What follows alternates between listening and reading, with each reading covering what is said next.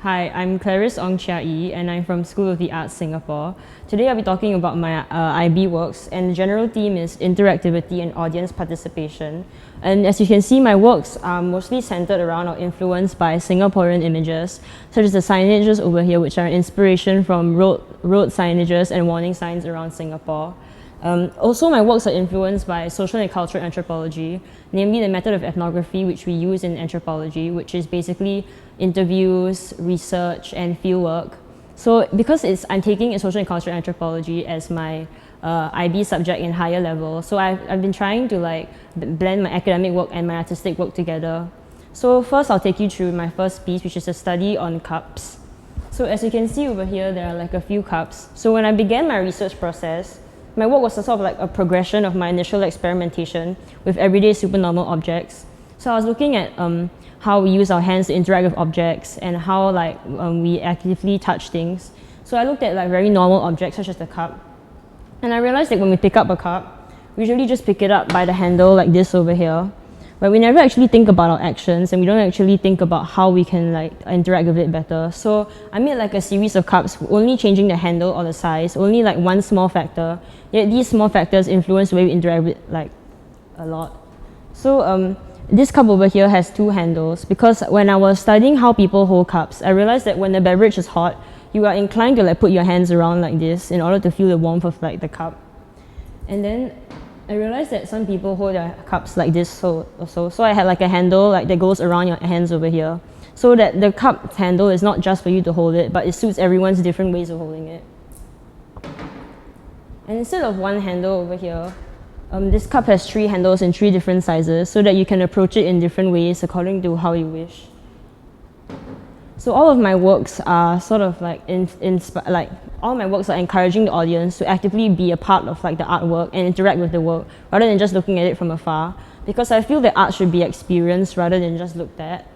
And also in this corner over here were my initial experimentations. Before I decided to look at the cup, I was looking at how we interact with things in general.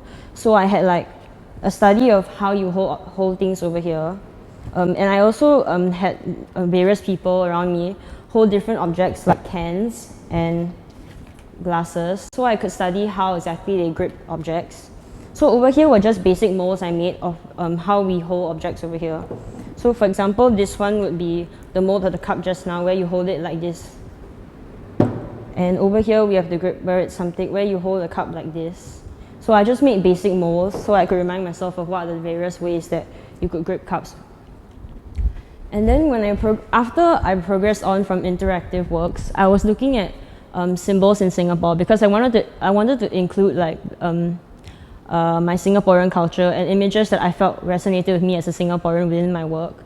So I went out and actually did field work around Singapore to look for things that I felt that I could identify with as a Singaporean.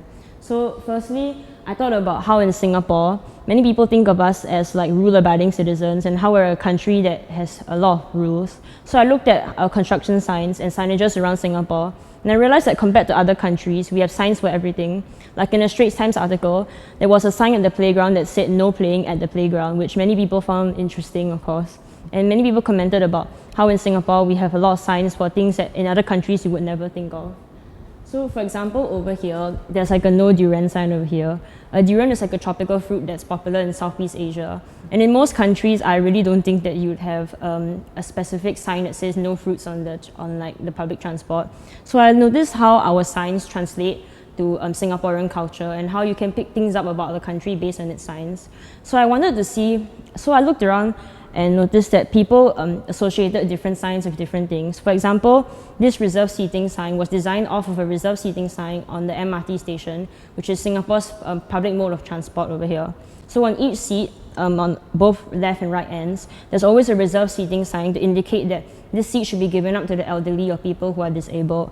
And it's a symbol that everyone knows. It may be a multivocal symbol in the sense that there are many ways I can interpret it. If I'm lazy and I want to sit in this seat, and it's a reserved seat, I think that, if someone who needs a seat is here and I want to sit down, I should go and sleep. Or if I'm a really conscious citizen, then when I sit down, I'll be I have to look out for people that I have to give it up to. So I realized that these are all things that everyone can identify with, and I wanted to see how I could integrate these Singaporean signs into a school system, because school systems are something where it's like we're governed by different rules and students must abide by certain rules and uniform codes. So I went to observe like signs around Singapore that a lot of people could identify with, and the most common ones, for example, the construction sign over there. Originally, it's supposed to say danger, keep out, and it's actually a sign that many people notice around Singapore because Singapore is like an urban city and the landscape is constantly changing. So all around Singapore, there are always these construction signs. So I took the original design of like the various signs around Singapore and I made it my own in the sense that I put it in a SOTA context. So I did field work around various places to look at how people interact with different places. So for example, this reserved seating sign over here is supposed to be a site-specific installation in the school hall where there's a seating area which is not demarcated by any rule or anything, yet everyone automatically knows like not to sit over there. So I was thinking about how how everyone doesn't need to really look at the rules, but once I put up these certain signs, we kind of associate it with certain rules and you kind of automatically know how you should behave in a certain area. So this translated into my next body of works, which is basically studying how we could instead of using multiple signages, this time I decided to focus on just one symbol in Singapore. So for this project, I relied a lot on using anthropological methods, namely Clifford Geertz's multivocality of symbols and thick description. So Clifford Geertz is an anthropologist that we learn in class, and he basically talks about how as an anthropologist, when you approach a community, while doing fieldwork, you must always use thick description and be aware of your reflexivity as a researcher.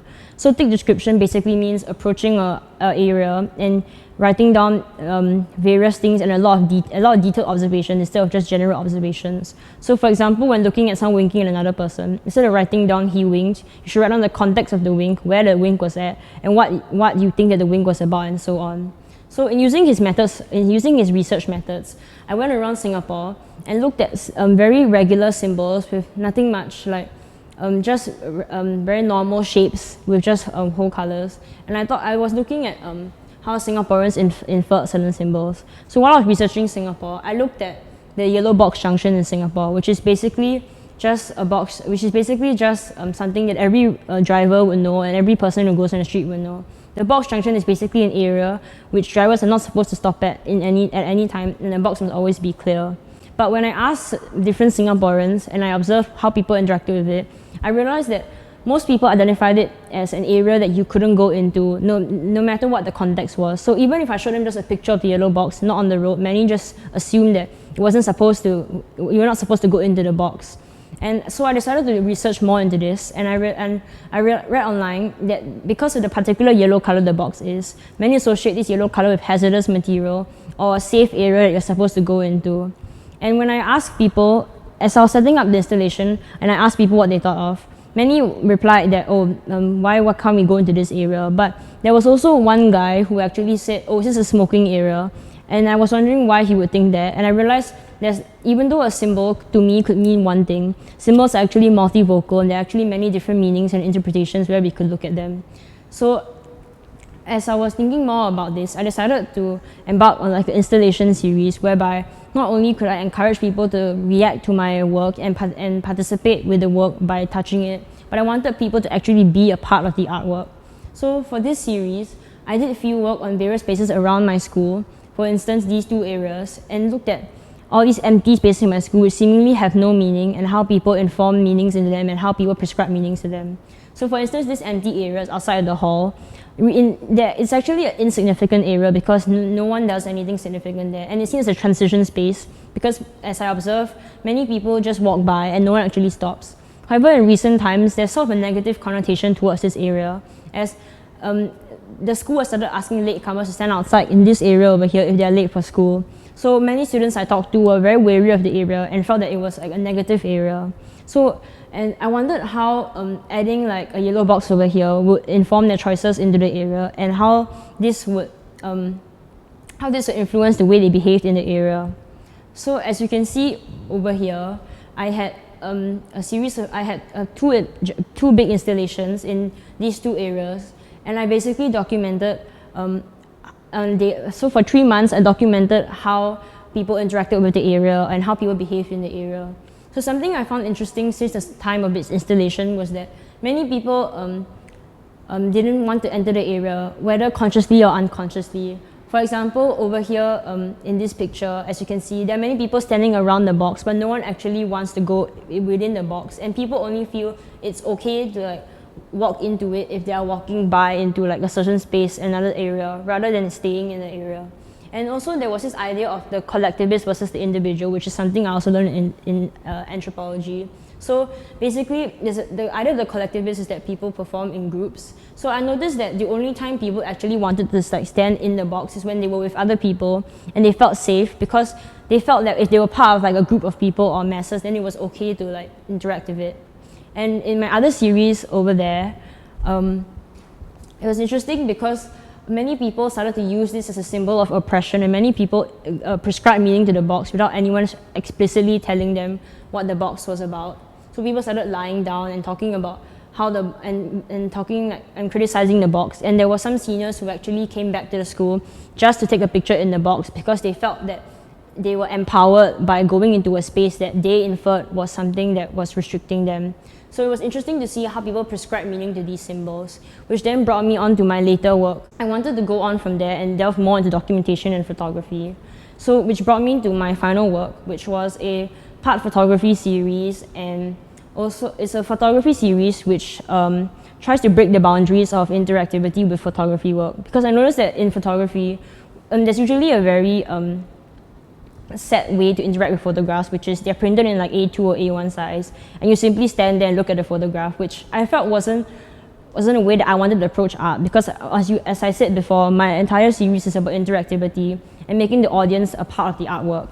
So for my body of works, I decided to take pictures of places around Singapore. These are very normal places that I go day to day. It's from my bus route home into school. I just got off and took pictures of places. But I use infrared photography, which is a photography method which only captures UV rays and sunlight. And then I cooled down all the pictures from the original raw file, and there were like different colors over here. So my work aims to let viewers look at these images of Singapore and think about them, and not think and like be astounded by how they don't actually look like the country that they think Singapore is. Because many people I know comment that Singapore is boring or it's too small, that there's no place to go. So I wanted to portray Singapore in a very different way so that people could think about our country more. And while I was doing this, I was frustrated as I felt that my work wasn't interactive enough, because even though people were striking out conversations about the work, in the end it was still a very usual and linear way of interacting, which is just looking at the work and talking. So that's why I researched more into how people used to view images. So before we had Microsoft PowerPoint and technology readily available, there were actually these things that were called ViewMaster reels. Basically, they were about 6 images into one disk, and people could buy a ViewMaster, and then they could view these images. And these were like the Microsoft slide PowerPoints of like the older generation, because people would buy these ViewMasters and they would buy various reels that showcase a variety of objects. So maybe one reel could be Team Singapore, and you would have like 6 images of the Malayan and different touristy sites. And people could actually look at narratives of a country based on the ViewMaster reels. So in order to make my photography series interactive, I decided to make them into ViewMaster reels so that each reel had a different theme. So for example, this one was nature, and the colors are particularly vibrant over here. Whereas this one was more about finding areas where there was like an equal amount of nature and concrete objects blended into one reel. So I chose this object because not only is it interactive, as in viewers have to figure out how to use it by putting their eyes hold like this and slowly clicking it, but I also chose this object as it's a nostalgic object where people are reminded of their past. And in looking at this, they feel a sense of, they feel like they know how to use it, and they remember seeing it from their childhood, and they're immediately intrigued, want to pick it up, but they may not know how to use it, so all the more they would like to interact with it. And also people who are younger and don't remember it simply see it as something interesting to play with. So not only are people viewing the pictures at the same time, but they're interacting with it as they get to choose which reel they want to look at, they get to choose how they want to look at it, and even in having to figure out how to use it, they are still like interacting with the pictures. So in conclusion, my body of works aim to encourage audience interaction and to make the viewer a part of it, and also to showcase Singapore in my artworks, as well as to inculcate certain themes of social and cultural anthropology.